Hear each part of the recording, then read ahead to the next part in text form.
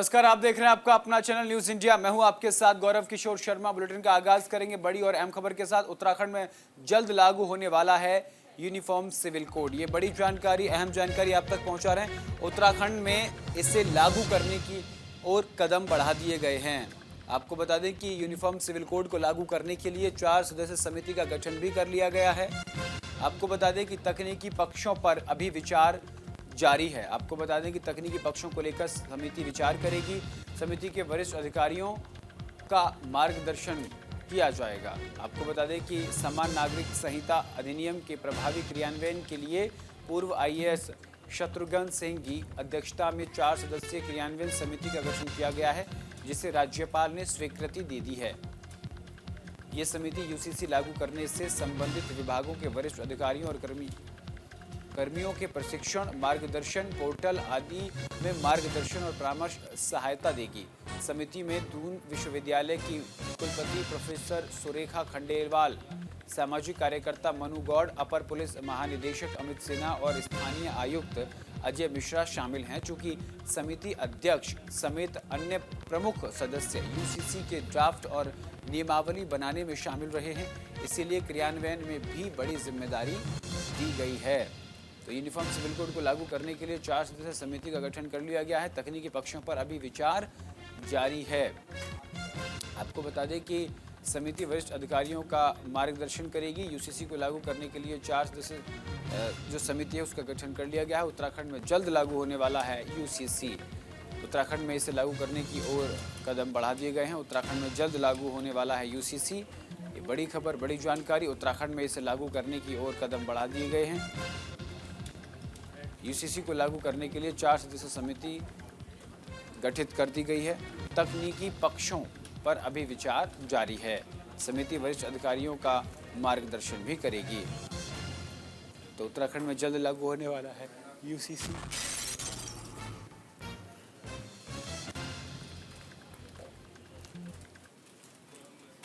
और इसी खबर पर ज्यादा जानकारी के लिए हमारे संवाददाता अनुज अवस्थी हमारे साथ जुड़ गए हैं। अनुज, यूनिफॉर्म सिविल कोड यानी यूसीसी लागू करने वाला उत्तराखंड देश का पहला राज्य बनने जा रहा है। तमाम प्रक्रिया इसकी पूरी कर ली गई है। अब तकनीकी पक्षों को लेकर के विचार चल रहा है। बिल्कुल, पूरे देश में जो है पहला ऐसा राज्य है जो आजादी के बाद जो यूसीसी लागू कर रहा है। मुख्यमंत्री पुष्कर सिंह धामी, माफ कीजिएगा, मुख्यमंत्री पुष्कर सिंह धामी लगातार इस पे जो है काम भी कर रहे हैं। और जो समिति बनी हुई है वो अब जो जितने भी डिपार्टमेंट्स हैं उन डिपार्टमेंटों में जाएगी और वहाँ के जो वरिष्ठ अधिकारी हैं उनको सजेशन करेगी। ये जो टेक्निकल दिक्कतें हैं उनको सॉल्व करेगी। जो समिति बनाई गई है उसमें दून विश्वविद्यालय के कुलपति हैं रेखा डंगवाल, साथ ही साथ अमित सिन्हा है, जो पूर्व मुख्य सचिव शत्रुघ्न सिंह है वो भी रह चुके हैं, वो भी उस कमेटी में है। तो इन तमाम जो दिक्कतें सामने आ रही है डिपार्टमेंटों को कि किस प्रकार से लागू किया जाए, किस प्रकार से उसकी चीजें बनाई जाए, रूपरेखा बनाई जाए, ग्राउंड जीरो पे उसको कैसे उतारा जाए, तमाम जो दिक्कतें आ रही है उसको लेकर के अब विभिन्न डिपार्टमेंटों में ये कमेटी जाएगी और वहां पे जितनी प्रॉब्लम्स आ रही हैं ग्राउंड जीरो पे जाने के बाद उनका सोल्यूशन देखा जाएगा। और उसी चीज को जो सोल्यूशन उसमें आएगा उसको एक बार फिर से जो यूसीसी जो कमेटी बनी हुई है, ड्राफ्ट जो बना हुआ है उसमें अगर कुछ संशोधन किया जाएगा, संशोधन करके फिर उसको लागू कर दिया जाएगा। तो ये कमेटी राज्यपाल ने जो है इसको स्वीकृति दे दी है। अब राज्यपाल के बाद अब ये कमेटी जो विभिन्न डिपार्टमेंट्स है, चाहे वो राजस्व डिपार्टमेंट हो, चाहे वो वित्त विभाग हो, चाहे वो जो है पुलिस विभाग हो, चाहे वो लेखा विभाग हो, चाहे वो सरकारी महकमा हो, इन तमाम जगहों पे, चाहे वो जिला प्रशासन, जगह जगह पे जो जिले के प्रशासन की जो टीमें उन पे जा करके ये अपने जो वहाँ की टेक्निकल दिक्कतें आ रही है, जो तकनीकी खामी आ रही, उसको विचार विमर्श करेगी और उसमें सोल्यूशन भी देगी। जी, आपको बता दें कि उत्तराखंड देश का पहला राज्य होगा जिसमें यूनिफॉर्म सिविल कोड पूरी तरीके से लागू होगा। हालांकि गोवा में इसके कुछ अंश जो हैं वो लागू कर दिए गए थे, लेकिन पूरी तरीके से यूनिफॉर्म सिविल कोड लागू करने वाला जो राज्य है वो उत्तराखंड अब बनने जा रहा है।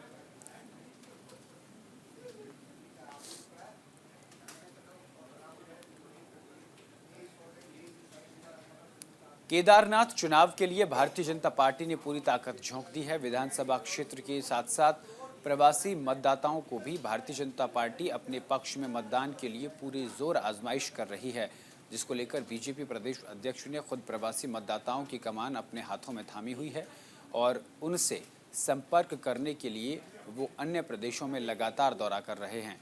बीजेपी प्रदेश अध्यक्ष महेंद्र भट्ट ने लुधियाना में केदारनाथ विधानसभा क्षेत्र के प्रवासी मतदाताओं से मतदान के लिए अपने बूथ पर पहुंचने का आग्रह किया और बीजेपी को जीत दिलाने में सहयोग की अपील की।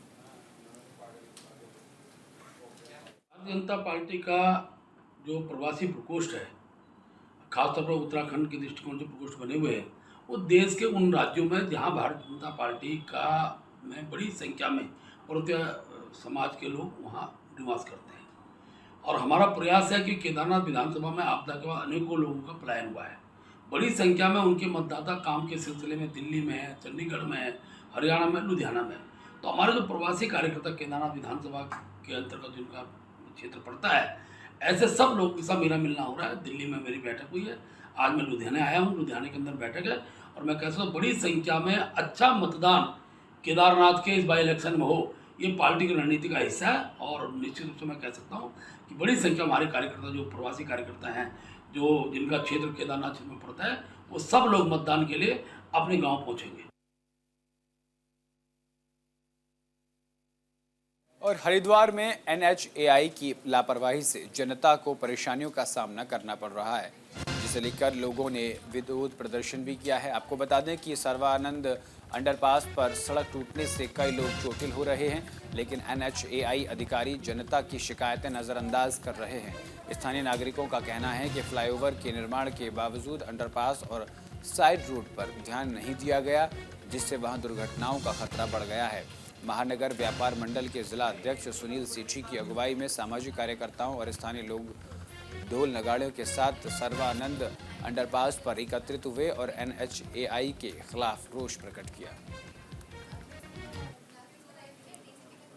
NHAI के खिलाफ महानगर व्यापार मंडल के संयोजन में एक विरोध जताया गया। आप देख सकते हैं कि किस प्रकार सर्वानंद घाट का अंडरपास हो, भीमकुड़े का अंडरपास हो, NHAI द्वारा जब से ये फ्लाईओवर बनाए, हाईवे तैयार किया गया, तब से इन NHAI के अंडरपासों की हालत दयनीय है, जिससे रोजाना सैकड़ों लोग दोपहिया वाहन चालक वहाँ से आवागमन करते हैं। सब सरोवर मार्ग को जोड़ने वाला एक वैकल्पिक मार्ग सर्वानंद घाट है और उससे ही अंडरपास होकर गुजरता है, जिससे बिजली घर पर भी हजारों आबादी की संख्या का उत्तरी हरिद्वार की आवागमन होता है। लेकिन दुर्भाग्य है कि NHAI टोल प्लाजा पे टोल वसूलने के साथ साथ जनता को वो सुविधाएं देने में नाकाम रहते हैं जो उनका मूलभूत अधिकार है। और इसी खबर पर ज्यादा जानकारी के साथ हमारे संवाददाता संजय पुंडीर बने हुए हैं। संजय, NHAI की खस्ता हालत को लेकर लगातार विरोध प्रदर्शन किए जा रहे हैं, जहां एक तरफ उत्तराखंड के विकास की बात कही जाती है, अभी रजत जयंती मनाई है, ऐसे में NHAI की खस्ता हाल किस चीज को दिखाती है? देखिए, लगातार अगर हरिद्वार की बात की जाए तो लगातार जो सड़कें हैं वो खस्ताहाल हो गई है, जिससे कहीं ना कहीं आम जन को काफी परेशानी का सामना करना पड़ रहा है। ताजा मामला हरिद्वार शहर से है, जहां पर लगातार ही जो NHAI के द्वारा पुल के निर्माण किए गए हैं, उनके नीचे जो सड़कें हैं वो पूरी तरह खस्ताहाल है, जिससे आए दिन जो राहगीर हैं वो पूरी तरह कहीं ना कहीं यहाँ परेशान हो रहे हैं, वो चोटिल हो रहे हैं। इसी को लेकर आज सर्वानंद घाट पर एक प्रदर्शन किया गया है। हालांकि महानगर जो व्यापार मंडल है उनके द्वारा ये किया गया है। उनका यही कहना है कि जो NHAI के अधिकारी है वो टोल तो लगातार वसूल रहे हैं, लेकिन जो आम जन की समस्या है, जो सड़कें हैं, उन पर कोई ध्यान नहीं दे रहे हैं। हालांकि ढोल नगाड़ों के साथ यह प्रदर्शन किया गया है और उनकी यही मांगे हैं कि अगर जल्द से जल्द यह समस्या का समाधान नहीं होता है तो ये प्रदर्शन उग्र रूप ले लेगा और लगातार प्रदर्शन होते दिखाई देंगे। ऐसे में अब देखने वाली बात होगी किस तरह और कब तक इन सड़कों की हालत सही होती है, कब तक आम जन को इस समस्या से समाधान मिलता है, ये देखने वाली बात होगी। जी बिल्कुल, जिन्होंने प्रदर्शन किया है ये राहगीर हैं या फिर किसी समाज संस्थान से जुड़े हुए लोग हैं? देखिए, महानगर व्यापार मंडल के कुछ कर्मचारी हैं, कुछ अधिकारी हैं और कुछ यहाँ के स्थानीय लोग हैं। इनका यही कहना है कि जो एनएचआई के द्वारा पुलों का निर्माण किया गया है, उनके नीचे जो सड़कें हैं वो कहीं ना कहीं खस्ता हाल है। आए दिन यहाँ पर सड़क हादसे हो जाते हैं, लोग चोटिल हो जाते हैं। ऐसे में हम लगातार देखते हैं कि राज्य सरकार के द्वारा तमाम सड़कें बनाई जा रही हैं, बड़े बड़े पुल बनाए जा रहे हैं, लेकिन कुछ सड़कें ऐसी आज भी है जहाँ पर लोगों को दिक्कतों का सामना करना पड़ रहा है। यही वजह है कि जो लोग हैं, स्थानीय व्यापार मंडल है, वो काफी इस चीज से नाराज है और रोष भी दिखाई दे रहा है।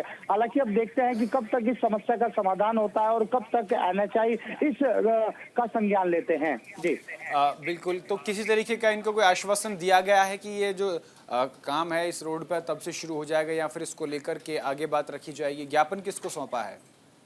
देखिए, लगातार जो संबंधित अधिकारी है उनको आज ज्ञापन सौंपा गया है। उनमें यही मांगे हैं कि जो पुल के नीचे सड़कें बनी हैं उनको जल्द से जल्द सही कराया जाए, क्योंकि यह मुख्य मार्ग है। हालांकि दिल्ली और देहरादून को भी यही मार्ग जोड़ता है और जो दिल्ली और देहरादून जाने वाले हैं वो लोग तो फ्लाईओवर के ऊपर से चले जाते हैं, लेकिन जो स्थानीय लोग हैं और जो वहाँ के व्यापारी हैं उनको इन्हीं सड़कों से गुजरना पड़ता है। यही वजह है कि लगातार प्रदर्शन होते दिखाई दे रहे हैं और इनका यही कहना है कि जल्द से जल्द सड़कों को सही किया जाए, क्योंकि सड़कें आम लोगों के लिए बहुत जरूरी होती है और अगर वो सही नहीं होती है तो लोगों को परेशानी होती है। और हम स्थिति ये भी देखते हैं कि जब हरिद्वार में बड़े बड़े फेस्टिवल होते हैं या फिर किसी तरह का स्नान होता है तो वहां पर भीड़ बढ़ जाती है, तो इन्हीं सड़कों से होके गुजरना पड़ता है। अब देखते हैं कि कब तक इन सड़कों को सही किया जाता है। जी, जिस रास्ते की हालत खस्ताहाल आप बता रहे हैं, ये और कितने जिलों को जोड़ती है आपस में?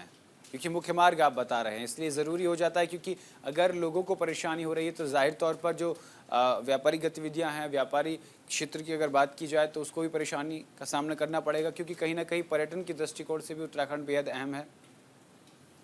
देखिए गौरव, अगर हरिद्वार की बात की जाए तो सबसे पहले जो पुल होते हैं उनके जो नीचे सड़कें होती हैं वो स्थानीय लोगों की समस्या का सबब बन जाती है, क्योंकि हम लगातार देखते हैं जो बाहरी राज्य वाले लोग होते हैं वो तो पुलों के ऊपर से होके गुजर जाते हैं, उनको तो इस समस्या से कोई लेना देना नहीं है। लेकिन जो स्थानीय लोग होते हैं, क्योंकि आसपास के जो शहर होते हैं, गली मोहल्ले होते हैं, वो इन्हीं सड़कों से होके गुजरते हैं। अब देखते हैं कि किस तरह से जो एनएचआई के अधिकारी यहाँ पर पहुंचते हैं, क्योंकि हम पहले भी जो व्यापारियों की समस्या है वो हम दिखा चुके हैं न्यूज इंडिया के माध्यम से, और पहले भी कई ऐसे काम हुए हैं कि जो लोगों की समस्या का सबब बने हुए थे। और आज यहाँ पर सरनाथ घाट पर भारी संख्या में जो लोग पहुंचे हैं, व्यापारियों का यही कहना है कि अगर समस्या का समाधान नहीं होता है तो ये व्यापारियों के लिए एक परेशानी है। क्योंकि हम हरिद्वार की अगर जिक्र करें तो हरिद्वार में आए दिन किसी तरह के त्योहार होते हैं, फेस्टिवल होते हैं और आए दिन वीवीआईपी मूवमेंट्स होते हैं, तो उनको ध्यान में रखते हुए जो संबंधित अधिकारी है उनका भी यही कहना है कि जल्द से जल्द इस समस्या का संज्ञान लिया जाएगा और समाधान किया जाएगा। जी संजय, इस रोड पर पर्यटन स्थल दृष्टिकोण से अगर देखा जाए तो कौन कौन से मुख्य पर्यटन स्थल हैं?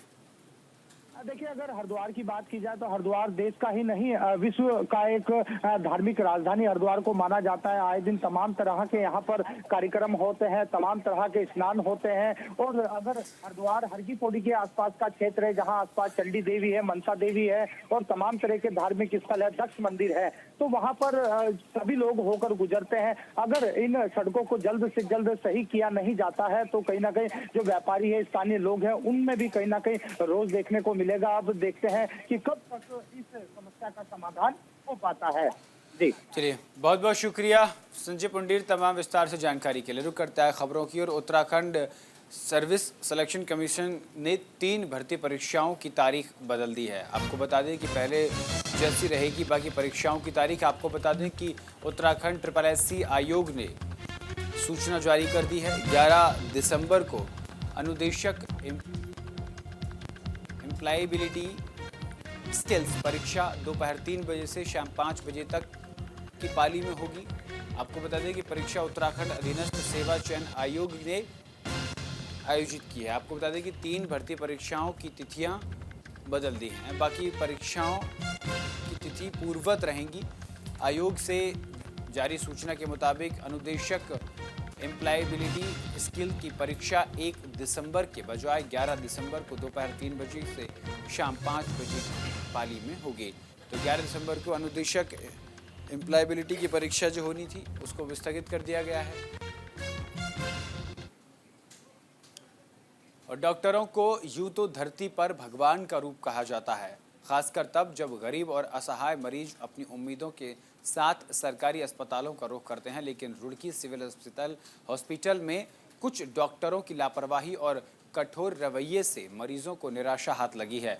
अस्पताल में आने वाले लोगों का कहना है कि इमरजेंसी वार्ड की महिला डॉक्टर ज़्यादातर ड्यूटी से गायब रहती हैं और जब आती हैं तब फ़ोन में व्यस्त रहकर मरीजों को अनदेखा कर देती हैं।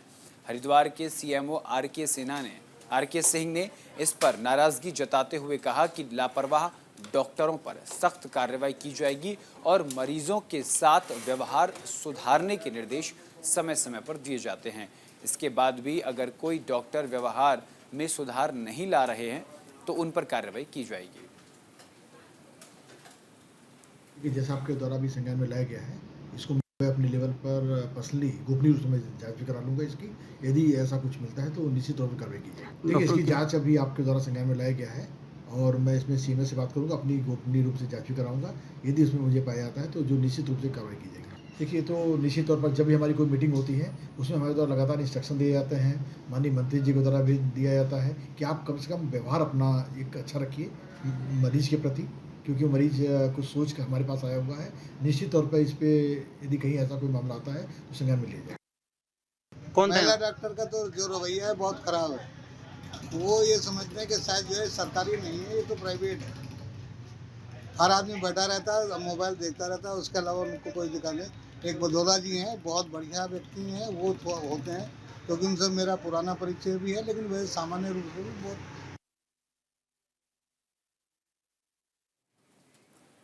फ्रेंड्स ऑफ दून सोसाइटी का एक दल आज आसन बैराज पर विदेशी पक्षियों को देखने के लिए पहुंचा। ये सोसाइटी लंबे समय से पर्यावरण को बेहतर करने की दिशा में काम कर रही है।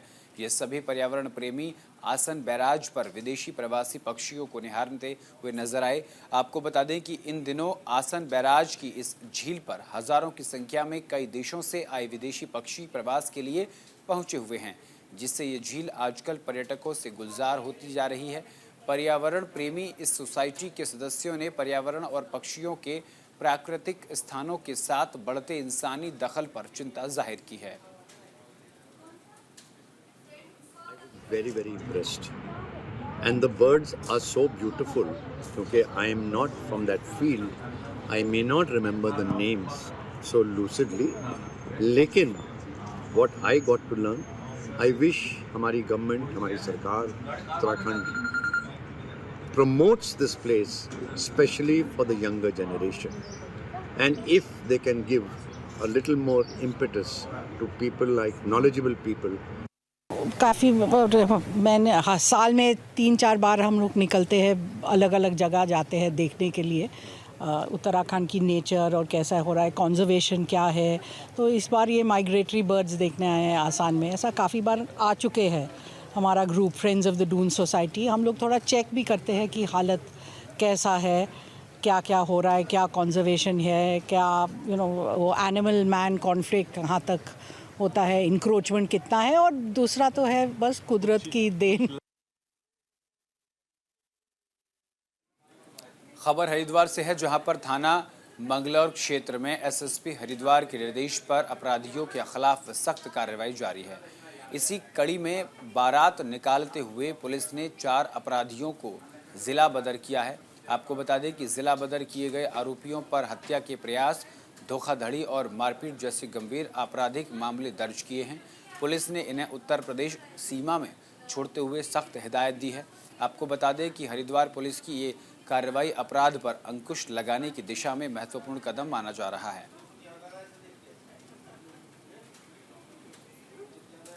हरिद्वार के BHEL में 21वीं अंडर 16 बास्केटबॉल चैंपियनशिप का समापन हुआ। फाइनल मुकाबले में लड़के और लड़कियों ने देहरादून की टीमों ने शानदार प्रदर्शन करते हुए ट्रॉफी पर कब्जा जमाया। इस आयोजन में उत्तराखंड की कुल 15 टीमों ने हिस्सा लिया था, जिसे जिला बास्केटबॉल एसोसिएशन की ओर से आयोजित किया गया। फाइनल मैच के अवसर पर उत्तराखंड के कैबिनेट मंत्री गणेश जोशी मुख्य अतिथि के रूप में उपस्थित रहे। उन्होंने विजेता टीम को ट्रॉफी देकर सम्मानित किया। कुछ टीमों का खेल देखने का मौका मिला। बच्चों ने बहुत मेहनत की है और स्वस्थ शरीर के लिए खेल खेलना बहुत ज़रूरी है, क्योंकि खेल से जहां आदमी का शरीर स्वस्थ होता है, आदमी का मन भी स्वस्थ होता है। और मैंने एक चीज़ और देखी है, जो भी खेल खिलाड़ी जो है समाज सेवा या राजनीति के क्षेत्र में आए हैं, वहाँ भी इन्होंने अच्छा नाम कमाया है, क्योंकि एक खिलाड़ी के अंदर एक टीम स्पिरिट होती है, टीम को साथ लेकर चलने की भावना होती है। इस अवसर पर मैं विनर्स टीम को, रनर्स सबको भी शुभकामनाएं, बधाई देता हूँ। और फिलहाल के लिए मेरे साथ इस बुलेटिन में इतना ही। देश दुनिया की तमाम बड़ी और अहम खबरों के लिए देखते रहिए सिर्फ न्यूज़ इंडिया। नमस्कार।